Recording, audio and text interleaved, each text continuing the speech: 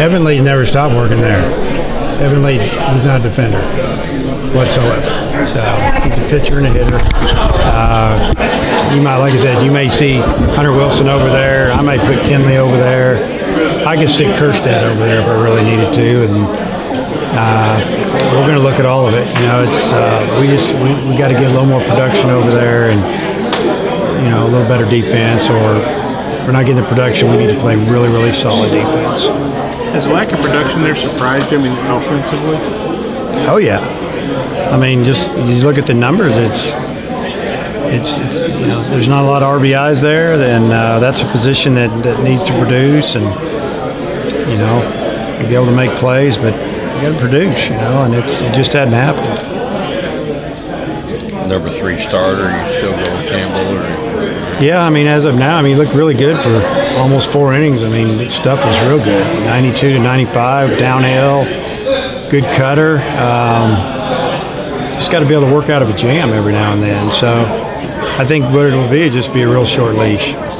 You said it would be probably at least Sunday before Corona can pitch. Is that like a training day, like the trainers make that call? Like he's got to be out? Yeah, the doctors. I think it's just protocol. There's a certain amount of days from the time you're diagnosed or showed symptoms, something along that line, and I think that's about where it is. And you're saying he's trying to keep his weight up? Yeah, I mean he's been he's been trying to eat, and because he lost some weight at first, but he's starting to get it back, and he just needs to be strong when he's ready to go. Is he able to do any baseball stuff? Well, his baseball stuff's pretty much on his own, and that's just keeping the arm in shape, so playing catch and that type of stuff. As far as throwing in a scrimmage game or the live hitters, or with coaches standing around giving him instruction, he's on his own right now. So Carson tried to talk his way into the lineup by Saturday or maybe even Friday. But how do you think he responded to swinging live pitch up there? I thought he did a great job. Thursday in BP is really hurting him when we hit down in Baton Rouge, and then Friday he hit a round or two and then kind of pulled himself out, and then Saturday it was a lot better, and he even said, hey, if you need me off the bench for a pinch hit or something. There were a couple of times we were looking at him, but it wasn't the right situation, and then obviously he was good to go Sunday, and BP was really good. He didn't grimace during BP like he was in pain, and felt good about him being in the lineup. You mentioned the pitching staff for A&M. What other challenges they present? Well, it's a good mix. A hard-throwing righty, really crafty lefty. Bullpen has some really good arms. Lefty that's more of a crafty guy. A guy they didn't think they'd get back. I think he was drafted and decided to come back for his senior year. And then a right-hander that's kind of a side armor that throws hard, kind of a converted guy and to that arm slot.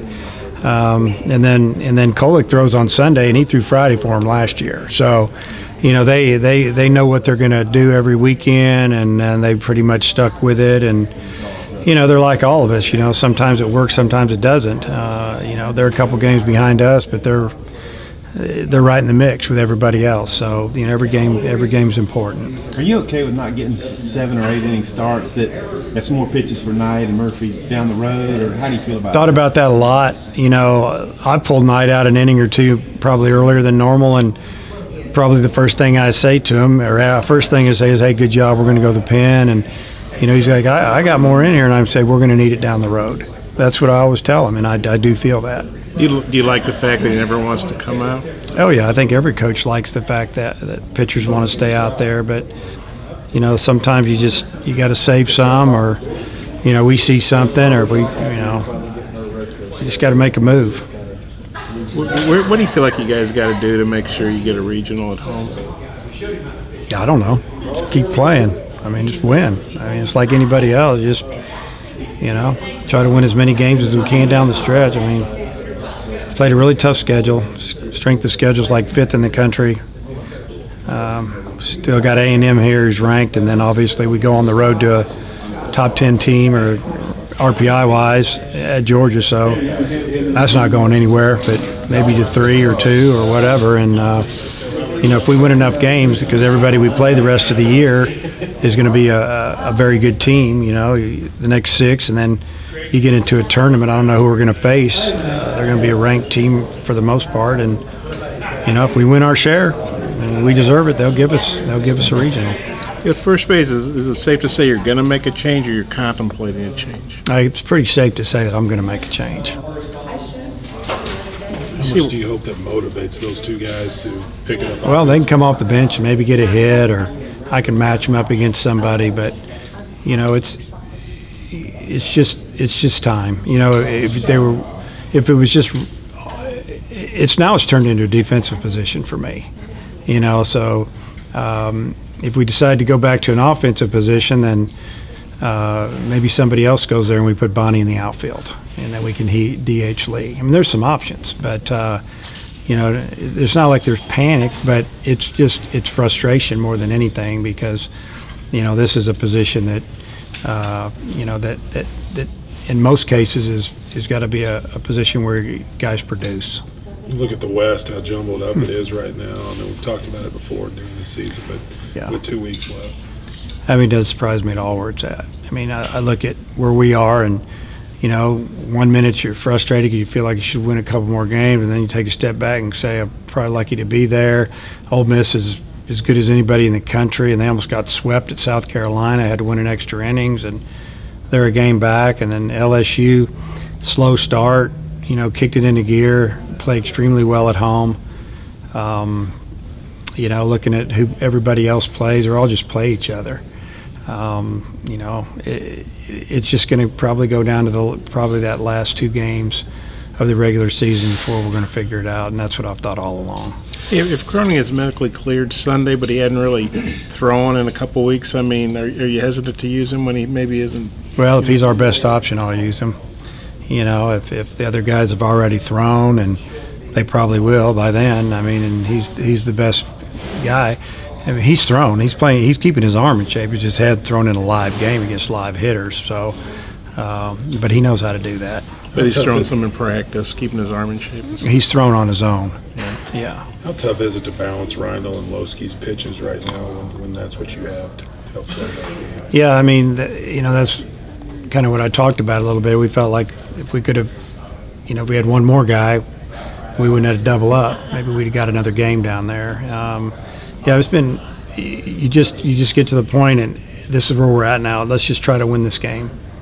Almost to the point where if you got to use them all one day, use them all and get the win, and hope you go out the next day and score 10 runs. And so it is a tough balance, but it's almost like you can't look at tomorrow. You just got to try to win today.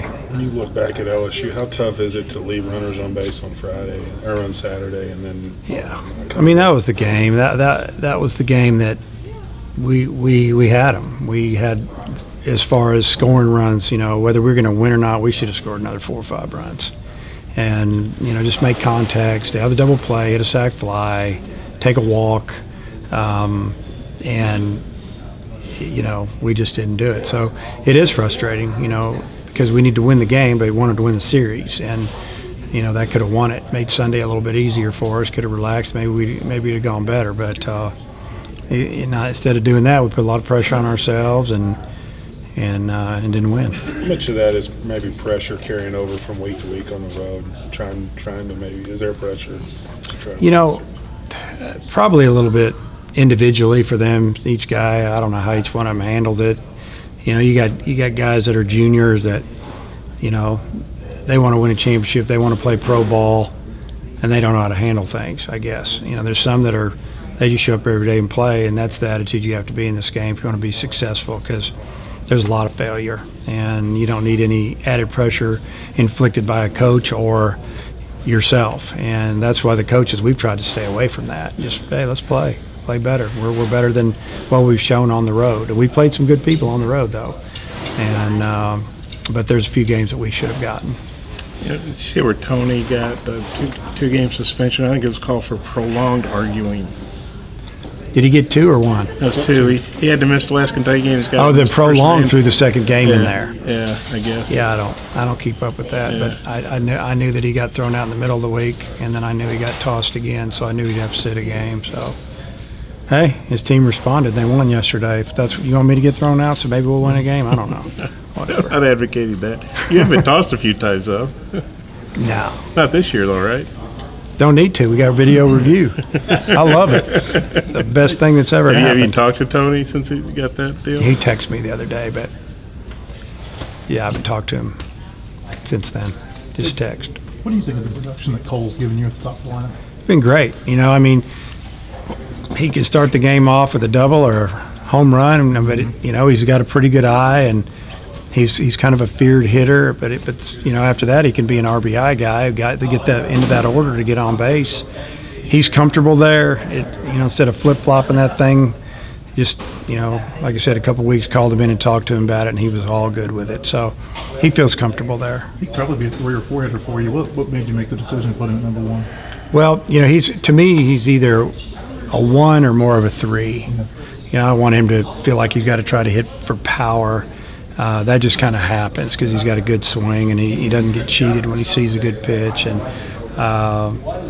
but you know, I just feel like that we just didn't. He hit leadoff last year for the most part. He hit leadoff in high school, and you know, Biggers was hitting leadoff, but he wasn't hitting and wasn't taking a walk, and you know, on base percentage was down. Just go back with Eric and at least get that solidified a little bit, and then, you know, maybe move the 2-hole guy a little bit. I mean, honestly, the lineup to me, it by this time of the year should be more settled, and it is maybe on the players, but not in the order. Mm-hmm. And it's like, you know, we kind of had it settled in, and then Shaddy got hurt. So trying to push it back to where it was, you know, a couple weeks ago. Hopefully that'll work out this weekend. You know, Kirsten had that rough game against 5 strikeouts. Do you say something to him? Do you just leave him alone? What do you do after a game like that? You know, you talk to him a little bit. I think Coach Thompson talked to him a little bit after the game. And, you know, just talked to him about a mental approach. You know, physical's fine, but he bounced back yesterday, which is really big for me to see. And even after the loss, I went up to him and said, "Hey, great bounce back game, man." He said, "Yeah, I learned a lot yesterday." Same thing with Rindle. Do you say anything after the game about trying to throw from when you're sitting on your butt? I mean, is there a rule of thumb on that? Yeah. You know, you got to have some serious arm strength to make that throw. And once he slipped, he should have ate it. And, you know, McFarland should have caught it or come off the bat, because I even talked to him about that. But right when he's about to catch the ball, the guy clipped him, and it took his glove away from the ball. And then the circus began. And, you know, it's just the little things, you know. You know, you got to give Jake credit for trying. It almost worked. If there was a ball 6 inches to the right, it would have been a bang play. Probably still would have been safe. But, you know, it's just one of those plays where at the time of the game, 1-run lead, we still got a shot at getting out of the inning a little bit. So, yeah, what do you do? What have you thought of these experimental things the SEC's done this year, like replay and the headset? Well, I know Coach Johnson likes a headset because they can pretty much have a conversation with the catcher.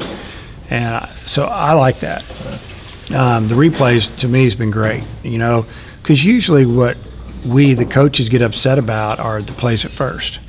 When we think a guy's safe and they think he's – I mean, I haven't gone out but any in the SEC games to argue anything. Non-conference games, you know, I felt like there's been a couple plays at first, but we can't review that. Mm-hmm. I think it's been great, you know, because to me it's those plays at first, or maybe a steal play where we don't think a guy got tagged. That I think it's, you know, win or lose, it's just get it right.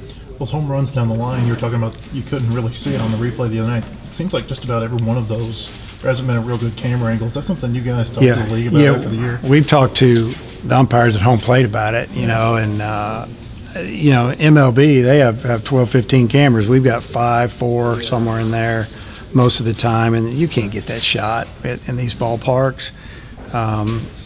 You know, I think it's probably the one that, unless they just get an obvious picture of a little white ball inside a foul pole, and that ball was hit way out, and it was way over there. I was kind of shocked. I don't think he saw it, because it looked like he was about to point fair and changed mine, pointed foul. Like, I don't know where it is. I'm just going to point foul. So, yeah, ended up being a pretty big run in a 4-3 win. Mm-hmm. Hey, Dave, so you had your face turned to Nate. Who'd you say you were thinking about at first base? Other possibilities? I'll put a defender over there. Put Wilson over there, or I put Kinley over there. You know, just go over there and field the ball. And Kenley's hitting a little bit too. Kenley's hitting good. Wilson's been swinging it pretty good too. Any team player can lay down a bunt. He can hit and run, take a walk. If I ask him to take a pitch or two, he won't get upset. He'll hit from behind in the count, and you know, we'll figure it out. And it's just you know, we just figured between one of those two first basemen, somebody was going to take that job and run with it. The competition usually drives you, and it's like it hasn't happened.